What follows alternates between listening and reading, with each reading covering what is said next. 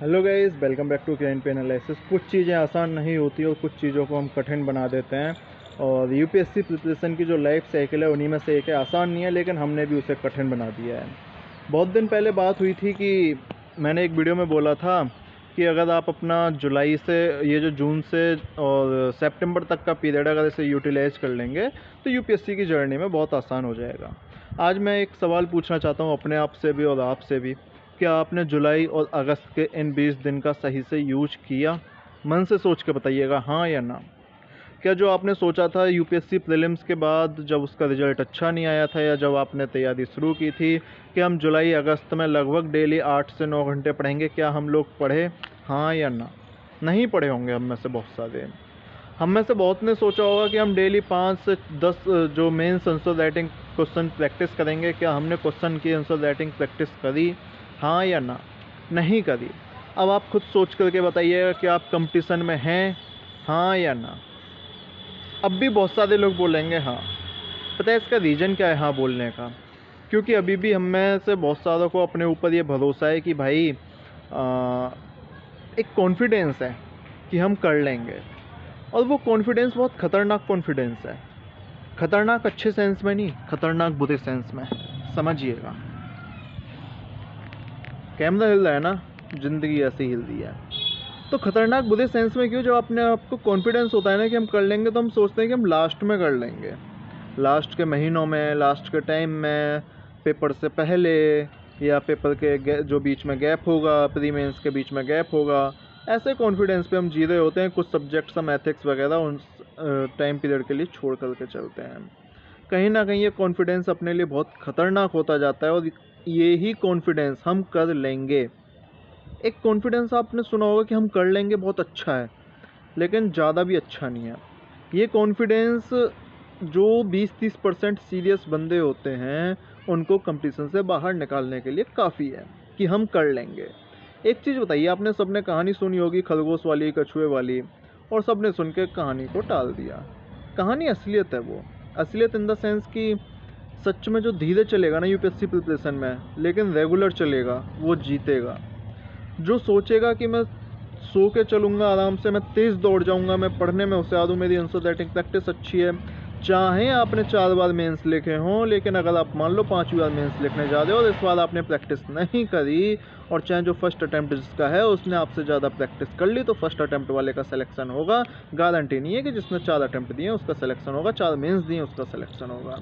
ये UPSC preparation की सबसे खास बात है। आपका इसमें प्रीवियस अटैम्प्ट मायने नहीं रख, मतलब मायने इन द सेंस कि ज़्यादा मायने नहीं रखता, लेकिन अगर आपने लगातार मेहनत करी हो तो फिर चाहे आपका फर्स्ट अटैम्प्ट हो चाहे कोई सा अटैम्प्ट हो वो मायने रखता है। बहुत सारे लोगों को हमने सुना होगा कि भाई आंसर राइटिंग प्रैक्टिस हम एक हफ्ते में कर लेते हैं। समझ रहे हो कि एक हफ्ते में 10 क्वेश्चन लिख लिए काफ़ी हैं? काफ़ी नहीं है। आप दिन में 2 क्वेश्चन लिखो, दिन में 10 क्वेश्चन लिखो, वो आपकी मर्जी, लेकिन दिन में ही लिखना है। एक दिन में आंसर्स लिखने हैं, अगले दिन लिखने हैं, फिर अगले दिन लिखने हैं, फिर अगले दिन लिखने हैं।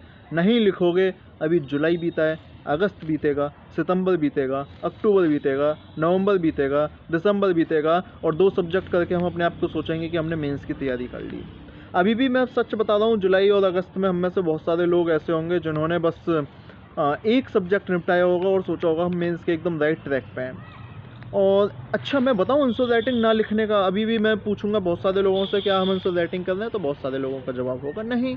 उनसे आप आंसर राइटिंग पूछोगे कि भाई क्यों नहीं कर रहे तुम, तो उनका जवाब होगा कि अभी मैं रिवीजन कर रहा हूँ। यही जवाब होगा बहुत सारा कि अभी ना मैं सब्जेक्ट का रिवीजन कर रहा हूँ। पहली बात तो जो आप प्रीलिम्स कर रहे थे जब रिवीजन नहीं किया था, चलो जो सब्जेक्ट आपने पढ़े नहीं, एथिक्स, एस्से वगैरह, इनका मैं मान सकता हूँ, हो सकता है, लेकिन क्या जीएस का रिवीजन करने की ज़्यादा आवश्यकता है? जैसे मॉडर्न हिस्ट्री वगैरह जैसे सब्जेक्ट्स हैं और रिवीजन कर रहे हैं, तो रिवीजन का मतलब ये थोड़ी कि आप पूरे दिन रिवीजन करेंगे, आंसर राइटिंग नहीं कर सकते। ये हम में से बहुत सारे लोगों का एक ड्रॉबैक होता है, हम रिवीजन के नाम पे आंसर राइटिंग प्रैक्टिस को ढील दे देते हैं। और आंसर राइटिंग प्रैक्टिस एक वो प्रैक्टिस है कि अगर एक बार छूटी ना तो भूल जाओगे। इसमें ये डायलॉग नहीं चलता कि शेर क्या बोलते हैं वो, शेर ने शिकार करना छोड़ दिया है लेकिन भूला नहीं है। इसमें डायलॉग चलता है कि अगर शेर ने शिकार करना छोड़ दिया ना तो फिर शेर भूल जाएगा। सामने वाला भूल जाएगा कि तुम शेर हो, तुम्हारा शिकार और कोई करके ले जाएगा। ये चीज़ें अपने आप को याद रखनी पड़ेंगी। दोबारा से एक चीज़ बोल रहा हूँ, जुलाई अगस्त बीत गया, 20 दिन हो गए।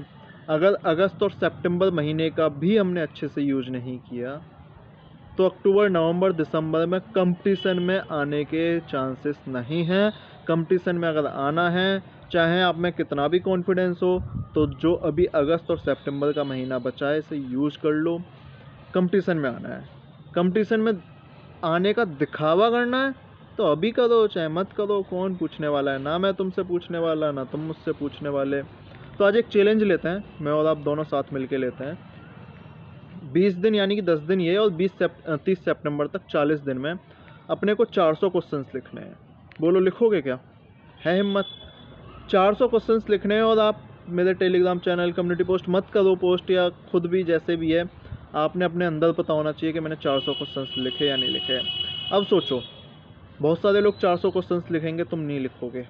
सोचो कंपटीशन में कौन आगे जाएगा। फैसला तुम्हारे हाथों में। मिलते हैं नेक्स्ट वीडियो में।